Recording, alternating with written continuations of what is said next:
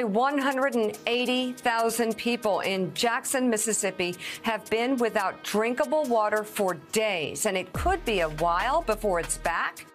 Welcome back to the channel to get the business handle. Y'all already know I'm the host with the most. I go by the name of Mr. Authentic, aka Timbo Slice. I want to take a moment to address a national subject. Everybody's talking about it right now. The Washington Post, New York Times, Fox, CBS, ABC, everybody talking about it. But everybody getting it wrong, man, like they always do. You know, but I'm here in Jackson right now. And I was born in Jackson. I live in Jackson. I can tell y'all exactly what's going on with this so-called water crisis. Now, there was a flood. And the part of Jackson that flooded, I mean, this real talk. The part of Jackson that caught the brunt of the flood, even though a lot of raining was going on, you know, but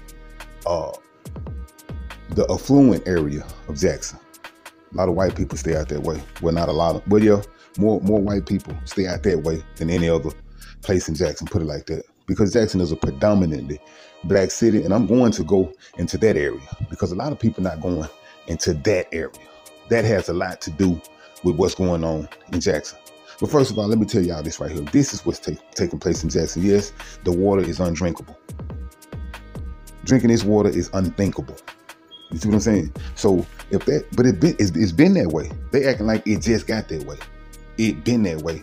We was going through this same situation last year during the winter. And when the winter strikes this year, guess what? It's going to be the exact same thing.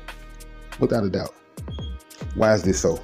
Okay, now let me go into what I was about to tell y'all, man. A lot of people talk about being black in America. And they talk about how much of a disadvantage it can be at times. How much of a misfortune that it could be at times, you know. But my question is this right here. What do y'all know about being black in America as well as living in a black city simultaneously? Living in a predominantly black city simultaneously. Let me name some black cities for y'all so y'all can understand what I'm talking about. Predominantly black cities. Cities like Baltimore, Atlanta, Washington, D.C., Detroit, Chicago, New Orleans, Philadelphia, Houston, Memphis, Montgomery, Jacksonville, Baton Rouge, Jackson, Mississippi, Shreveport, Charlotte, Raleigh, North Carolina, St. Louis, Augusta, Georgia, Macon, Georgia, Cincinnati, Rochester, Newark, New Jersey, Cleveland, Ohio. See, all of those places got a large population of black people. Now, some of those places I just named are not predominantly black. Most of them are though, but all of them have a large population of black people. Let me tell y'all something. Anytime you dealing with a city that is mostly populated by black people, I'm gonna be straight up with you. Things like this is going to happen.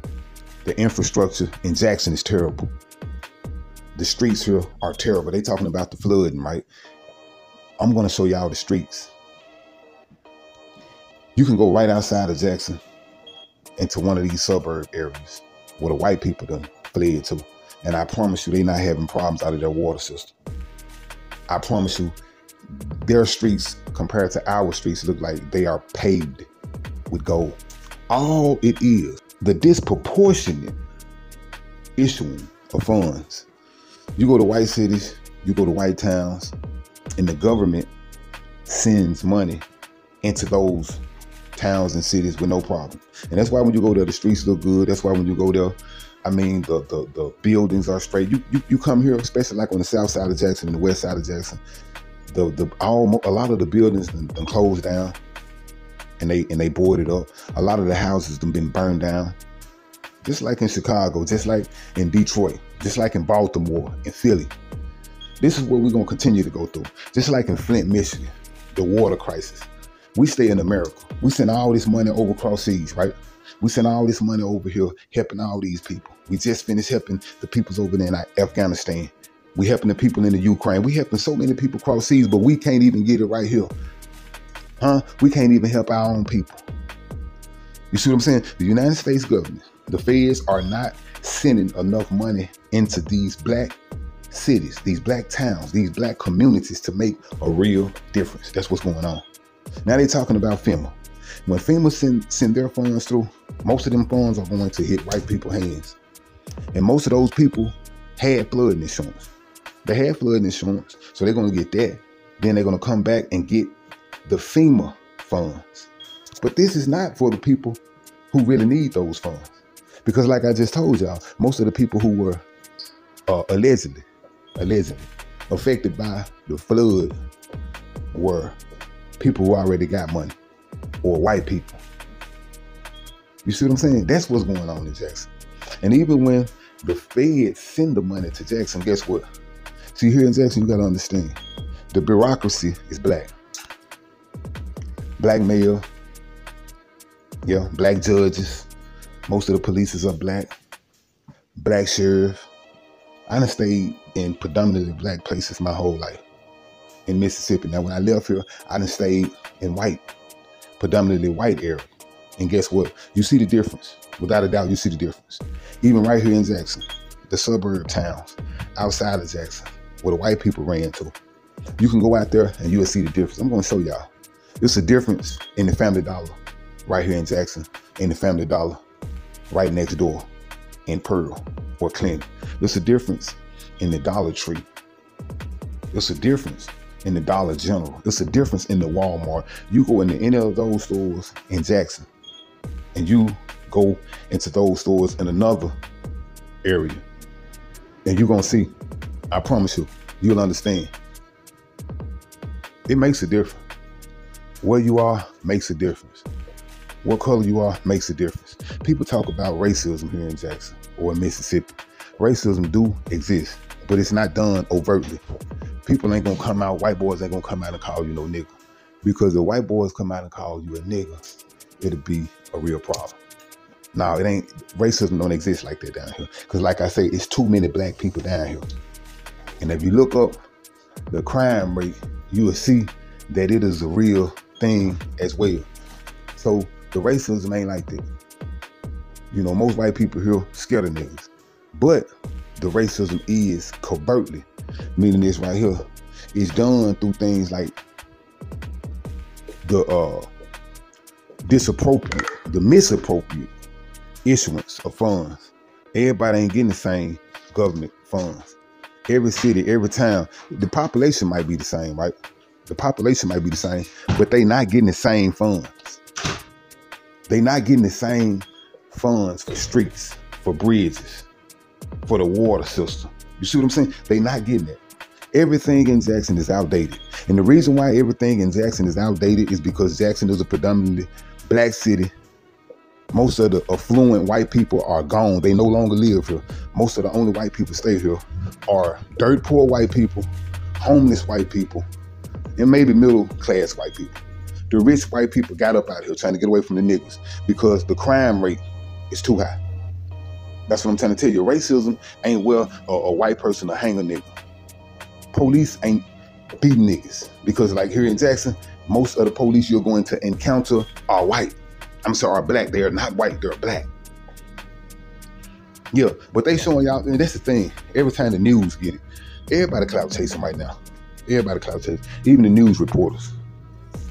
Yeah, even the news reporters. At first it was just like a little internet thing. People on the internet clout chasing. Everybody clout chasing. Every time a subject come up, everybody is scrambling to get the scoop on that subject. And then they're gonna put their own twist on it. If a guy get caught with a key of cocaine, guess what? They gonna say it was 2 keys because they really don't know that he done stretched it. See what I'm saying? They don't know that. You feel me? Yeah. Like I said, being black in America is one thing. But being black in America and living in a black city in America is on a whole nother level. And so now I'm thinking, I gotta prepare. Because what if the grid goes down? What if the grid goes down? What are we gonna do? It was like the grid was down last year. Like I told y'all, this ain't the first time this done happen. And this ain't gonna be the last time. You see what I'm saying? Yeah. Blacks, prisons. Y'all remember the situation when all the killings were going on in the prisons here? They talking to people like my son. Even though my son been to prison, but he been to prison up in New York. He ain't never set foot in a prison in Mississippi, but he's giving his opinion. You see what I'm saying? Roland Martin invited him on his show to give his opinion on the subject when he never been here. And I'm not saying Roland Martin should have called me, you know what I'm saying, to speak on that particular subject, but he should have called somebody who is familiar with that particular environment. Because whether y'all know this or not, all prisons are not made the same. All prisons are not ran the same. You see what I'm saying? But every time a subject comes up, this little crew, you know, all of them are part of this little crew, right? They're going to bring in some of their pundits to speak on it. They're not going to bring me in. That's why I be saying about Corey Holcomb in Hollywood. They're not going to bring him in because he don't fit the mold.